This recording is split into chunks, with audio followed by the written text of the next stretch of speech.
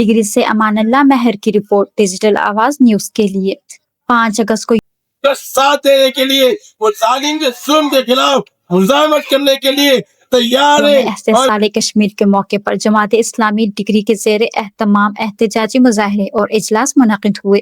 مقررین نے کہا کہ مودی سرکار نے آئینی غداری کرتے ہوئے کشمیریوں کی بنیادی حقوق سلب کیے، لیکن 7 دہائیوں پر محیط ظلم و ستم اور جبر کشمیری عوام کے حوصلے پست نہ کر سکے۔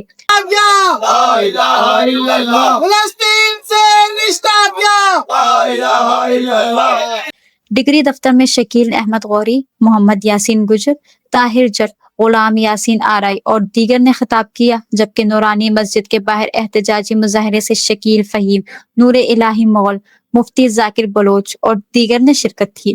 احتجاجی مظاہرہ کیا جا رہا ہے وہ کشمیر کے جس کو ایک آزاد اور جداگانہ حیثیت حاصل تھی۔ مقررین کا کہنا تھا کہ بھارت اور اسرائیل کے مظالم، عالمی خاموشی اور دنیائی کفر کی سرپرستی کے باوجود اہل کشمیر و فلسطین کی تحریکی آزادی کی روشن مثالیں ہیں۔